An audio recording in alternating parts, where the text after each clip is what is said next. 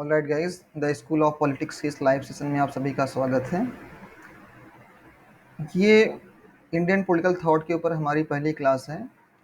और अगर हम यूजीसी नेट एग्जामिनेशन के सिलेबस की बात करें और उसको देखें कि उसमें कौन कौन सी चीज़ें इंक्लूड हैं, सिलेबस में क्या क्या चीज़ें शामिल की गई हैं। अगर आप देखें यूजीसी नेट एग्जामिनेशन की बात करें, इसका सिलेबस जब चेंज हुआ 2018 में, तो इसमें कुछ नए थिंकर्स को ऐड किया गया जो आमतौर पे पहले इस सिलेबस का हिस्सा नहीं हुआ करते थे। फॉर एग्जांपल, जैसे कि अगर हम बात करें पंडिता रामाबाई की हम बात करें या जियाउद्दीन बर्नी की बात करें, ये जो थिंकर्स हैं ये पहले यूजीसी नेट एग्जामिनेशन के सिलेबस का हिस्सा नहीं हुआ करते थे। और आप देखें, ये जो टोटल अगर इंडियन पॉलिटिकल थॉट की बात करें तो यहाँ पे आपको टोटल 18 थिंकर्स, लगभग आपको 18 थिंकर्स को आपको स्टडी करना है। और इसमें कुछ थिंकर्स ऐसे हैं जिससे क्वेश्चन आपके एग्जाम में होते ही होते हैं। फॉर एग्जांपल, लास्ट टाइम अगर हम बात करें जून 2023 में जो पेपर यूजीसी नेट एग्जामिनेशन का हुआ था, उसमें सावरकर से क्वेश्चन था। वीडी सावरकर से उसमें क्वेश्चन पूछा गया था कि सावरकर हिंदू महासभा के जो अध्यक्ष कब बने थे। तो कुछ इसमें ऐसे हैं जो कह सकते हैं मोस्ट इम्पॉर्टेंट थिंकर हैं, जिनसे क्वेश्चन आते ही आते हैं, जैसे कि V D Savarkar, B R Ambedkar, Gandhi. ये इंडियन पॉलिटिकल थॉट में कुछ डोमिनेंट थिंकर है जहाँ से क्वेश्चन आते ही आते हैं। और हमने एक ट्रेंड और भी देखा 2018 के बाद से कि जो सोशलिस्ट थिंकर हैं, जैसे कि राम मनोहर लोहिया की बात करें हम, या जयप्रकाश नारायण की बात करें। अभी कल रात को मैं पेपर्स को मैं इंक्लूड कर रहा था, तो रिकंस्ट्रक्शन ऑफ इंडियन पॉलिटी से एक क्वेश्चन था। और रिकंस्ट्रक्शन के बारे में अगर हम बात करें तो जयप्रकाश भी बात करते हैं इंडियन पॉलिटी को कैसे रिकंस्ट्रक्ट करना है। और भी थिंकर्स हैं जो अपने अपने पॉइंट ऑफ व्यू से, अपने अपने नज़रिए से जो है इंडियन पॉलिटी को रिकंस्ट्रक्ट करना चाहते हैं, उसमें जो कमियां हैं उसको दूर करना चाहते हैं, और उसके लिए वो अपने अपने सजेशन देते हैं। जैसे कि उनका एक कॉन्सेप्ट है पार्टीलेस डेमोक्रेसी का, जो आइडिया है वो भी बहुत इंपॉर्टेंट है। और हमने एक चीज़ ये भी देखी कि ई रामास्वामी से हमेशा क्वेश्चन, पिछले 2018 की बात करें, जब से सिलेबस चेंज हुआ है तब से जो है 2018 से ही ई रामास्वामी नायकर के जो है पेरियार, जिनको हम शॉर्ट में बोलते हैं, उनसे हमेशा क्वेश्चन जो है एग्जाम में रहे हैं। तो इन सारे थिंकर्स को हम एक सिस्टमैटिक तरीके से स्टडी करेंगे। और सबसे पहले हम उन थिंकर्स को सिलेक्ट करेंगे जो एग्जाम के पॉइंट ऑफ व्यू से इंपॉर्टेंट, जहाँ से क्वेश्चन आते ही आते हैं। और आप देखें, ये जो इंडियन पॉलिटिकल थॉट की अगर बात करें, ये जो सिलेबस में अगर आप देखें, ऑलमोस्ट कमो बेस मतलब कम या ज़्यादा लगभग 10 क्वेश्चन हम एवरेज मान सकते हैं। कभी ज़्यादा भी हो सकते हैं, कभी कम हो सकते हैं, कोई हार्ड फास्ट रूल नहीं है। हाँ, तो सारे थिंकर्स 18 थिंकर्स हैं, तो जाहिर सी बात है कुछ थिंकर्स से क्वेश्चन नहीं भी होंगे। तो सबसे पहले उन थिंकर्स को कवर करना है जो एग्ज़ाम के पॉइंट ऑफ व्यू से इंपॉर्टेंट हैं।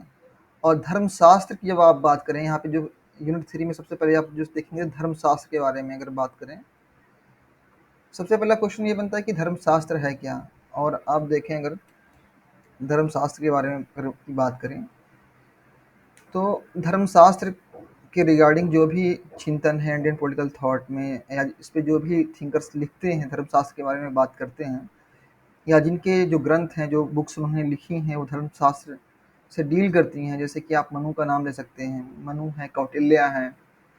और भी थिंकर्स हैं, जैसे कि आपने नाम सुना होगा अ,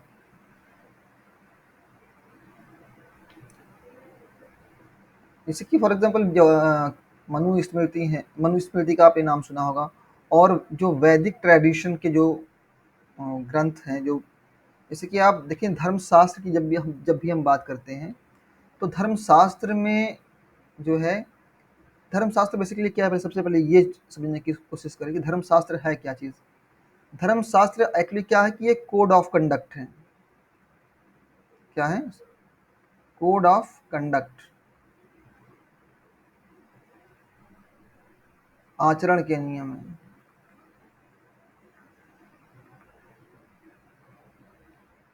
इवन आप महाभारत में भी देखेंगे, महाभारत में जो अलग अलग कह सकते हैं कि वहाँ पे आप महाभारत को भी देखें, वो अलग अलग पार्ट्स में डिवाइड है, और वहाँ से भी क्वेश्चन पूछे गए हैं। जब धर्मशास्त्र की हम बात करते हैं, धर्मशास्त्र बेसिकली क्या है कि कोड ऑफ कंडक्ट है, आचरण के नियम हैं।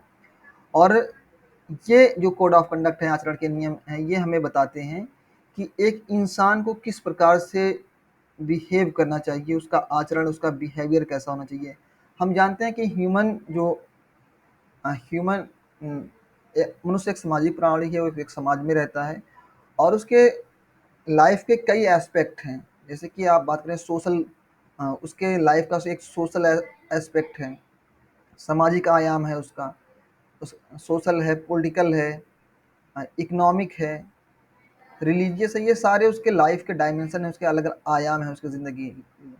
तो इन सारे स्फीयर्स में, इन सभी क्षेत्रों में इंसान का व्यवहार कैसा होना चाहिए, उसका बिहेवियर कैसा होना चाहिए। जब वो धर्म से डील करे एक व्यक्ति, तो उसको किस तरीके से उसका व्यवहार कैसा होना चाहिए। जब वो लोगों से इंटरेक्ट करे, या जब वो पॉलिटिक्स में पार्टिसिपेट करे, या फिर इकोनॉमिक की अगर हम बात करें, इन सारे क्षेत्रों में एक इंसान का कैसा बिहेवियर होना चाहिए, इन सारी चीज़ों के बारे में बात करता है धर्मशास्त्र।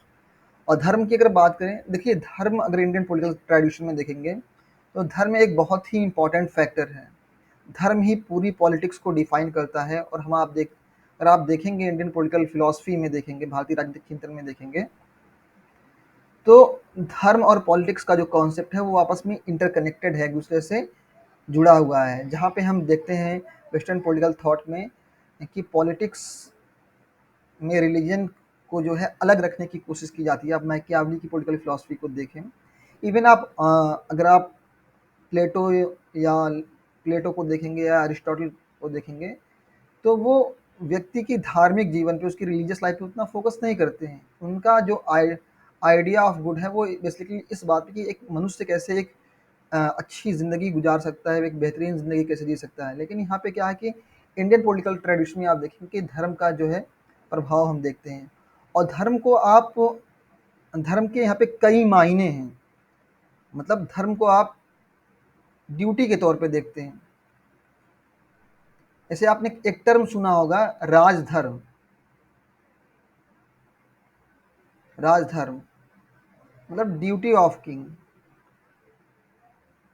तो यहाँ पे इंडियन पॉलिटिकल ट्रेडिशन में बेसिकली जब आप धर्म की बात करते हैं, तो आमतौर पे यहाँ पे धर्म का मतलब इसके अलग अलग पहलू हैं। धर्म का मतलब व्यक्ति के आचरण के नियम से है, कोड ऑफ कंडक्ट से है, कि कैसे उसको बिहेव करना है।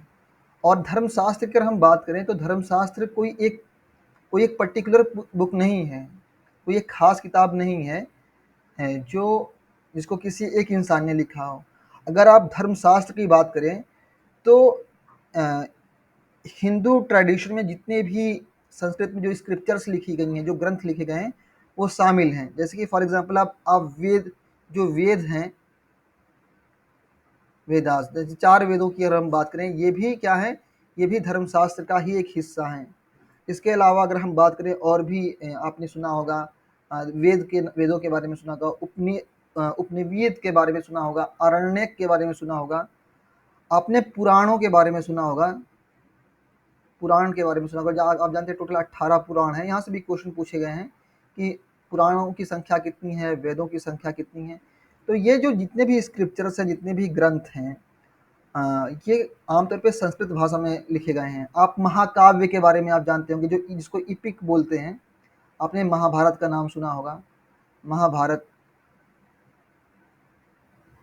या फिर अगर आप बात करें, हम इपिक में और भी बातें करें, आपने रामचरितमानस का नाम सुना होगा। और भी चीज़ें हैं, रामचरितमानस है। एक मिनट।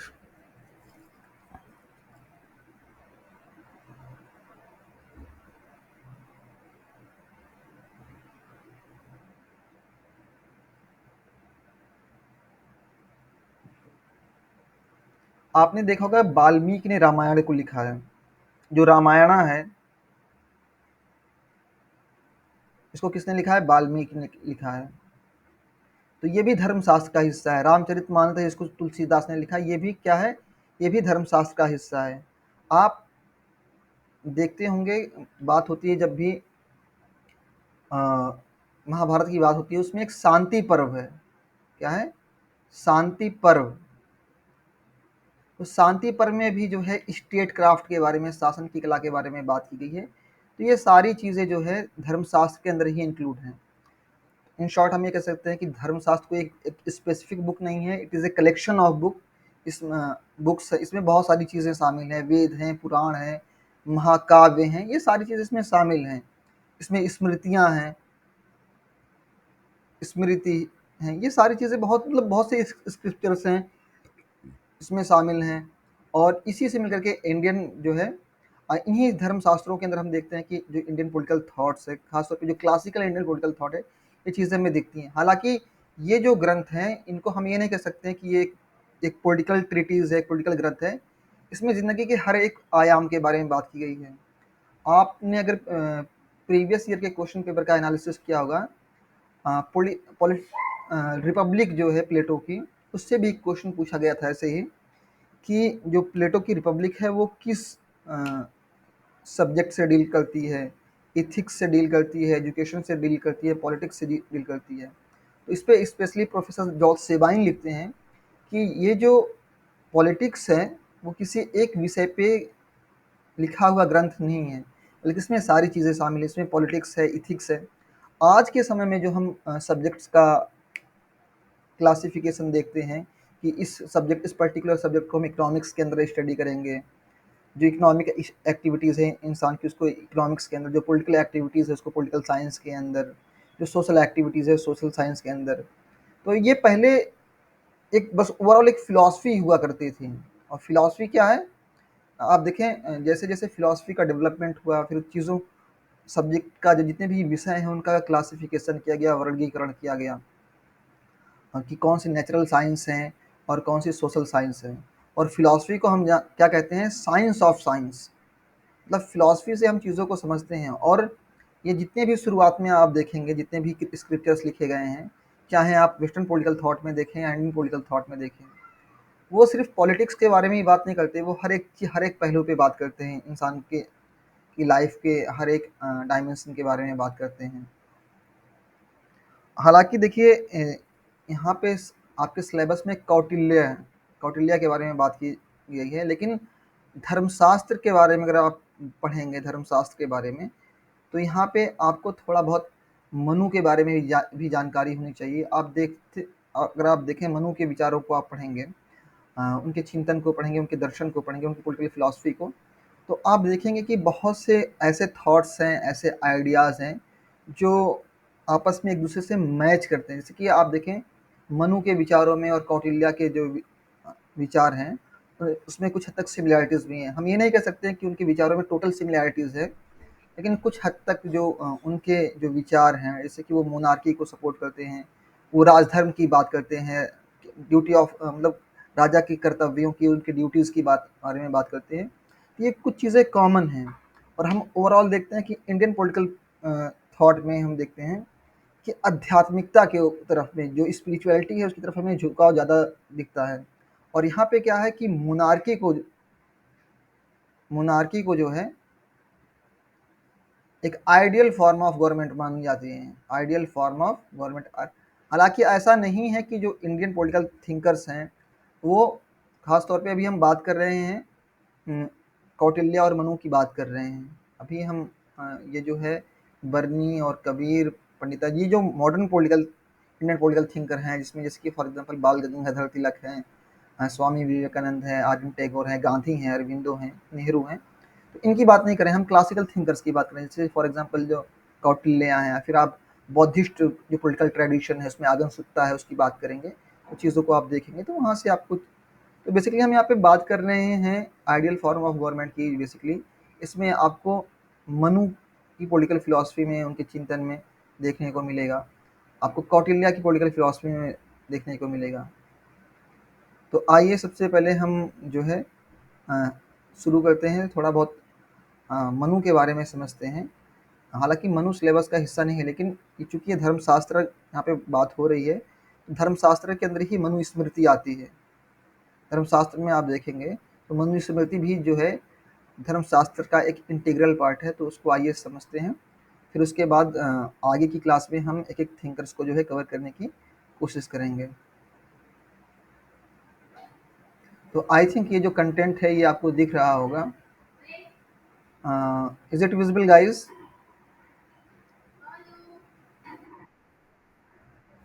Okay, all right. तो मनु की अगर हम बात करें, मनु के राजनीतिक चिंतन की, उनके दर्शन की बात करें, तो मनु आपके सिलेबस का एक इंटीग्रल पार्ट है। और यूपी टीजीटी पीजीटी की बात करें या और भी जो स्टेट्स में एग्ज़ाम होते हैं, वहाँ भी मनु से क्वेश्चन पूछे जाते हैं। और मनु के बारे में आप जानते हैं कि जो उनकी बुक है मनुस्मृति, वो भारतीय राजनीतिक चिंतन को, इंडियन पॉलिटिकल थॉट को समझने का one of the most important source है। मनुस्मृति के बारे में हम बात कर रहे हैं, बेसिकली इसके बारे में बात कर रहे हैं, मनुस्मृति के बारे में हम बात कर रहे हैं। ठीक, मनुस्मृति को लगभग अगर हम बात करें, मनु का जो चिंतन है, जो दर्शन है, वो बेसिकली इस बात से डील करता है कि कैसे जो है राज की उत्पत्ति हुई। बेसिकली वो राज की उत्पत्ति के बारे में बात नहीं करते हैं, वो बात करते हैं राजा की उत्पत्ति के बारे में, उसके कर्तव्यों के बारे में। और ये जो सारी चीज़ें हैं वो हमें कहाँ से मालूम होती हैं, उनकी जो बुक है मनुस्मृति से। और मनु की अगर बात करें, जो वैदिक सभ्यता है, जो वैदिक सिविलाइजेशन है,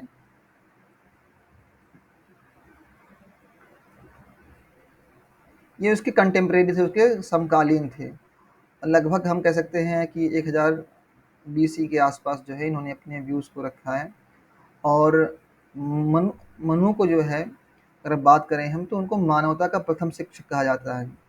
और ये जो बुक है मनु की, मनुस्मृति, यहाँ से एक क्वेश्चन पूछा गया था, यूजीसी नेट एग्जामिनेशन में क्वेश्चन पूछे गए थे, इसके अलावा यूपी टीजीटी पीजीटी के एग्ज़ाम में, कि ये जो मनुस्मृति है, इसको लिखा किसने है और इसमें चैप्टर्स कितने हैं। यहाँ से एक क्वेश्चन आया था। इसमें टोटल 12 चैप्टर्स हैं, इसको आप मेमोराइज़ करिएगा। 12 चैप्टर्स आपके मनुस्मृति में हैं और 15 जो चैप्टर या अधिकरण कह सकते हैं आप, अर्थशास्त्र में हैं। ये 2 चीज़ें हमेशा याद करके रखिएगा, इसमें आप कन्फ्यूज़ मत होना।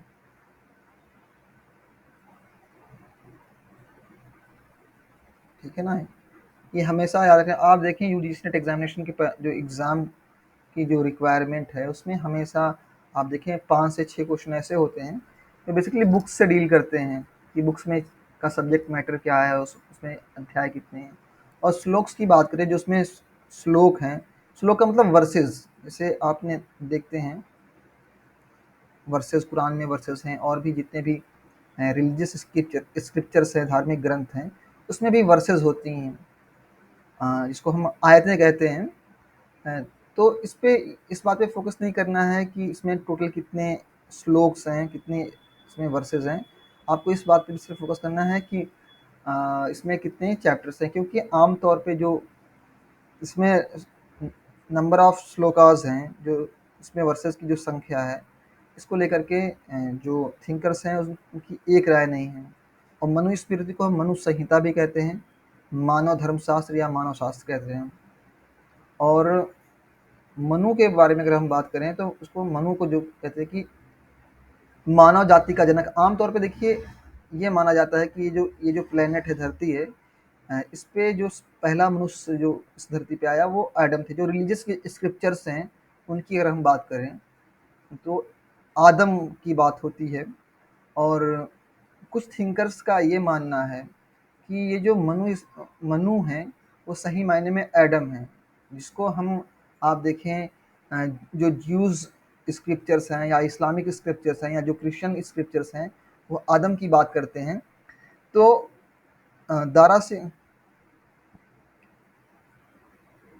दारासिको का ये कहना है कि ब्राह्मण का मनु वही है जो मानव जाति का पूर्वज समझा जाता है, यानी एडम की बात कर रहे हैं। इसको यहूदी, ईसाई व मुसलमान आदम के नाम से पुकारते हैं। और मनु के बारे में हम बात करें, तो वो मानव जाति के जनक हैं। मतलब जो इस धरती पे जो मनुष्य की जो जीवन है, वो मनु से ही शुरू होता है। वो इस धरती के प्रथम किंग हैं, पहले राजा हैं, और प्रथम विधिवेत्ता हैं, मतलब एक्सपर्ट ऑफ लॉ हैं। तो ये अलग अलग व्यूज़ हैं, अलग अलग थिंकर्स के। और मनुस्मृति के बारे में जो है जर्मन पॉलिटिकल फिलोसफर नीत्शे कहते हैं। आपने नीत्शे का नाम सुना होगा।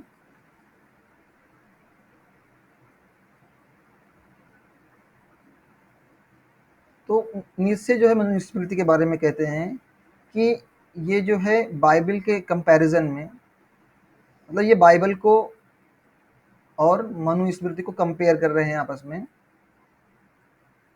और कह रहे हैं कि मनुस्मृति बाइबल की अपेक्षा कहीं अधिक अनुपम, उत्कृष्ट और बौद्धिक ग्रंथ है। मतलब क्या कि जो है Manusmriti as compare to Bible ये ज़्यादा बेहतर है। इसमें जो इंटेलेक्चुअल एफर्ट डाले गए हैं वो बाइबल्स के कंपैरिजन में कहीं ज़्यादा अच्छे हैं।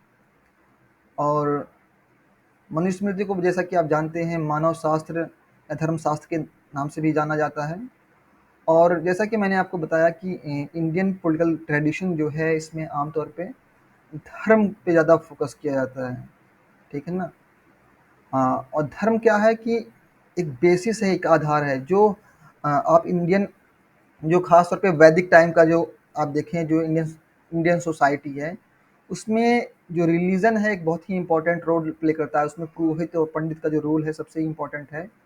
वो इस बात को तय करता है कि किसी मतलब कौन सा समाज का कौन सा वर्ग उसकी क्या जिम्मेदारियां हैं, क्या उसकी ड्यूटीज़ हैं, और उसको अपने सामाजिक, आर्थिक, राजनीतिक और मॉरल लाइफ में किस तरीके से बिहेव करना चाहिए।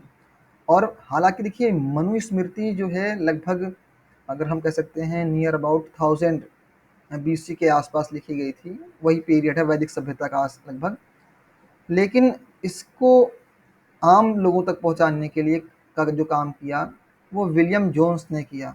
इसको याद करिएगा, यहाँ से क्वेश्चन पूछे गए हैं एग्जाम में। पीजीटी के एग्जाम में क्वेश्चन पूछे गए हैं, नेट के एग्जाम में क्वेश्चन पूछे गए हैं, पीएचडी एंट्रेंस एग्जामिनेशन में यहाँ से क्वेश्चन पूछे गए हैं कि ये जो मनुस्मृति का जो ट्रांसलेशन है ऑर्डिनेंसेस ऑफ मनु, ठीक है, इसको किसने ट्रांसलेट किया है?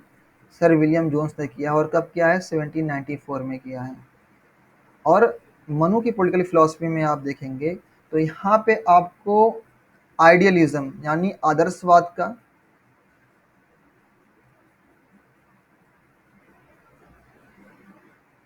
और मटेरियलिज्म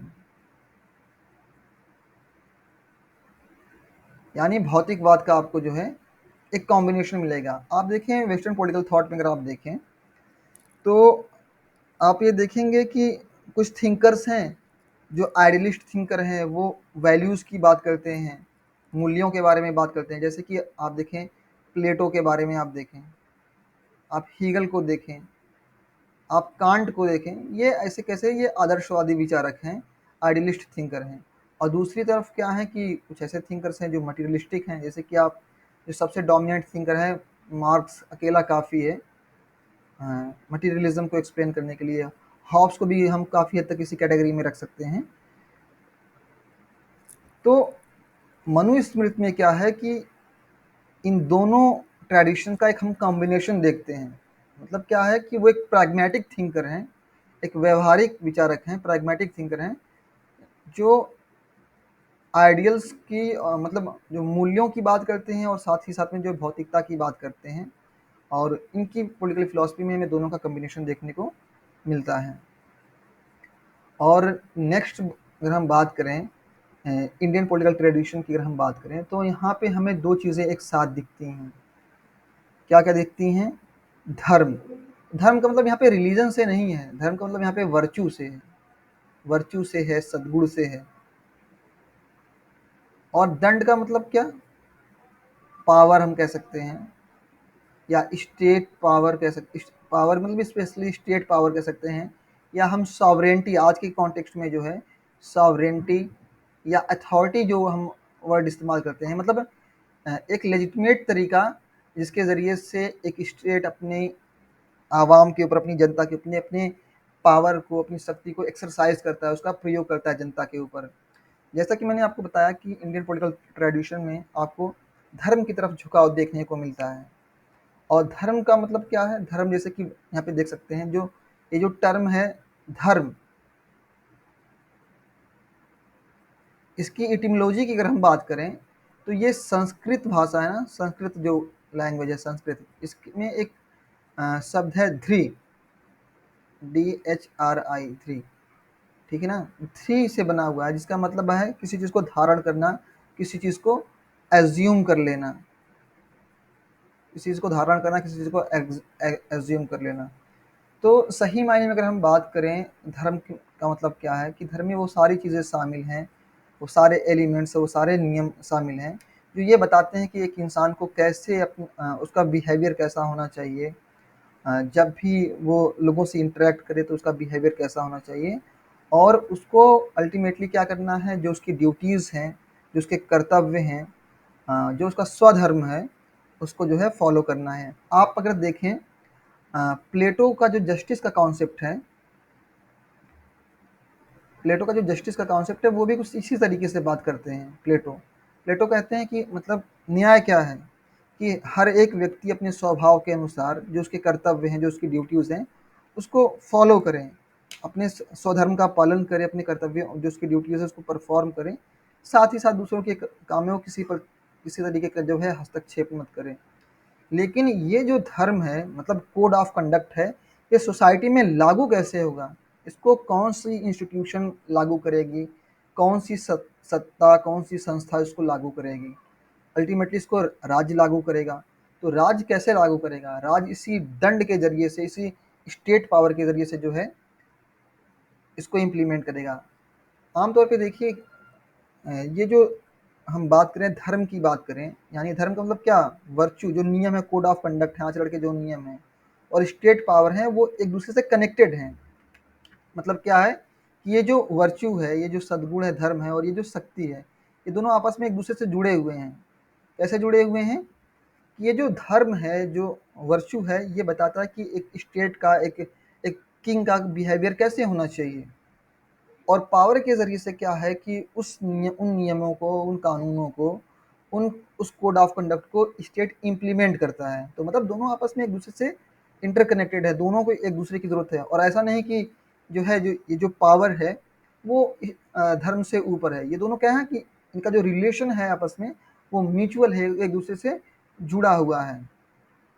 आम तौर पे देखिए, हम अगर इंडियन पॉलिटिकल ट्रेडिशन की अगर बात करें, तो बेसिकली वहाँ पे बात करते हैं हम 4 गोल्स के बारे में बात करते हैं। कितने कितने गोल्स हैं, जो ह्यूमन लाइफ है उसके 4 लक्ष्य हैं। वो 4 लक्ष्य कौन-कौन से हैं? धर्म, अर्थ, काम और मोक्ष।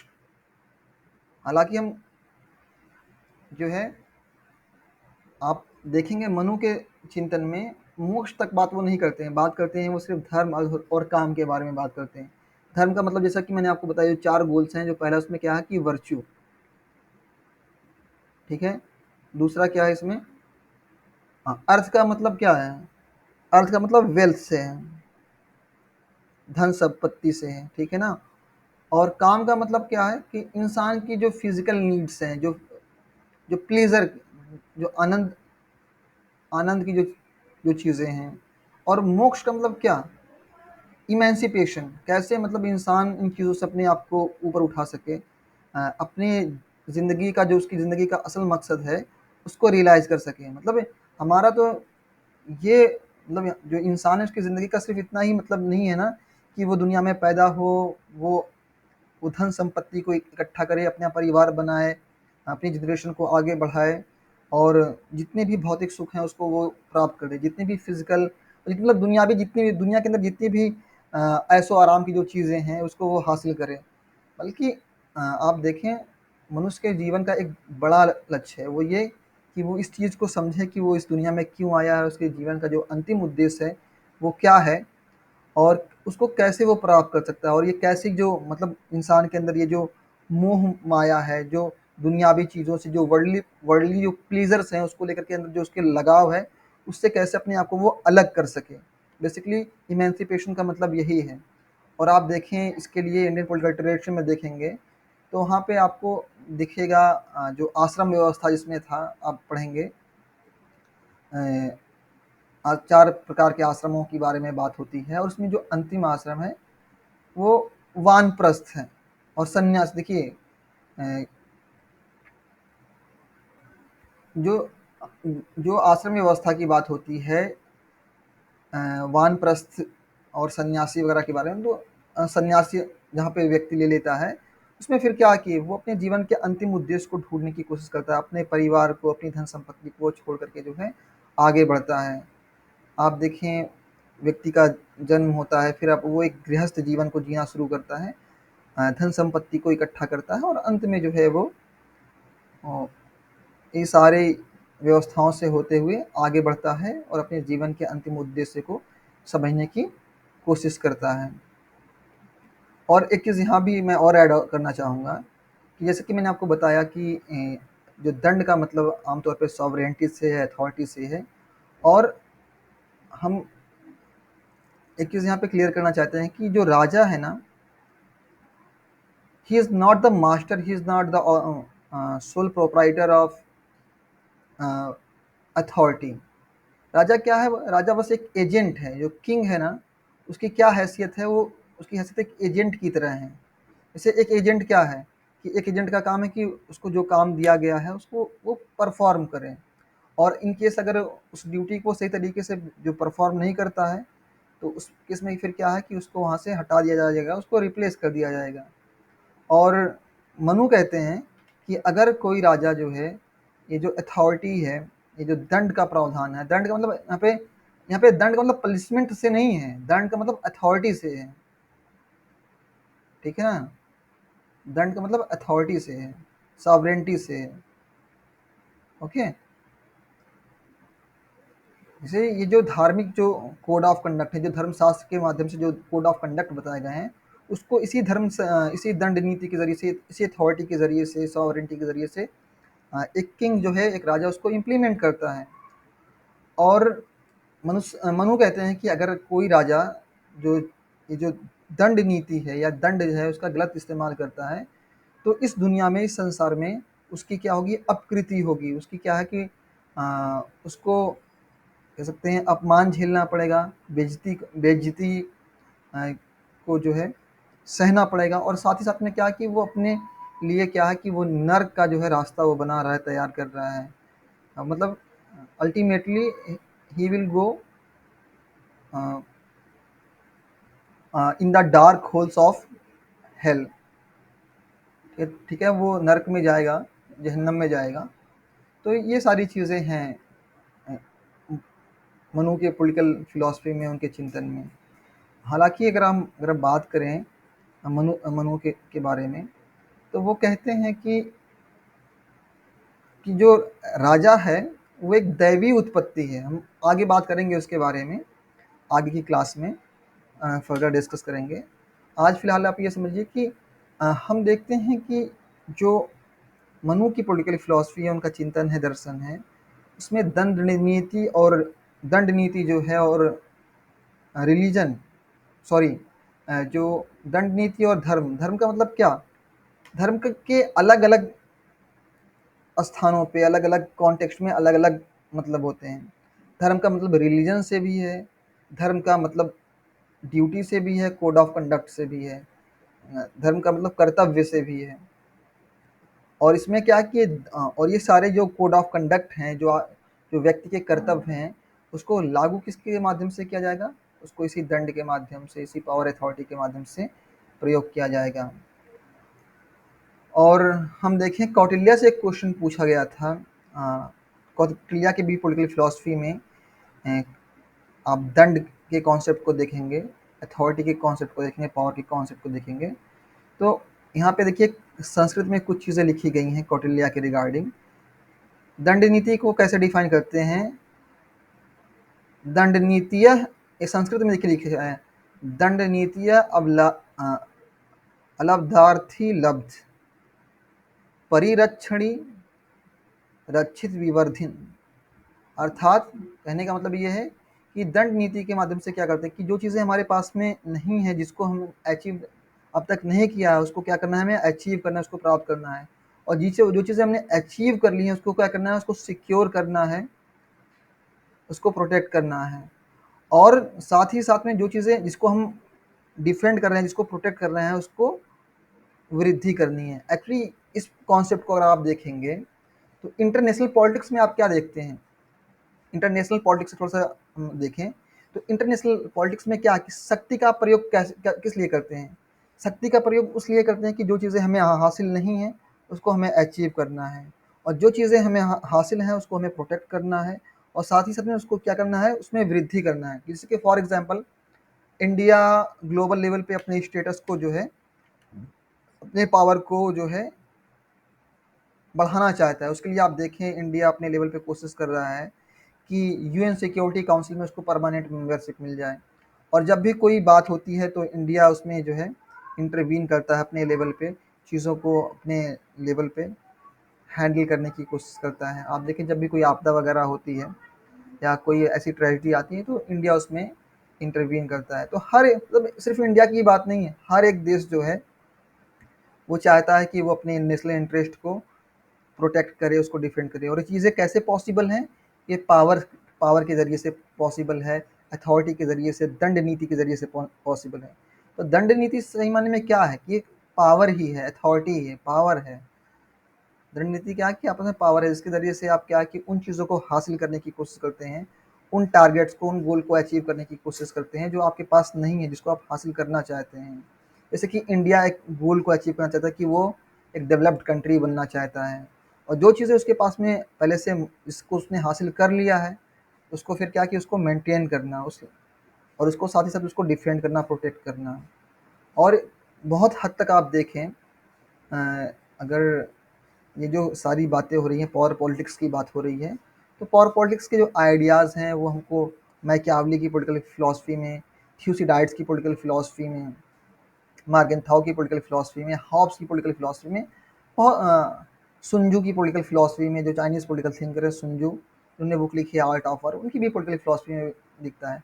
तो ये ऐसे थिंकर हैं जो पावर पॉलिटिक्स को भी के बारे में बात करते हैं। और मैंने अब शुरुआत में आपको क्या बताया कि मैं क्या जो मनु है ना, एक प्रैग्मैटिक थिंकर हैं।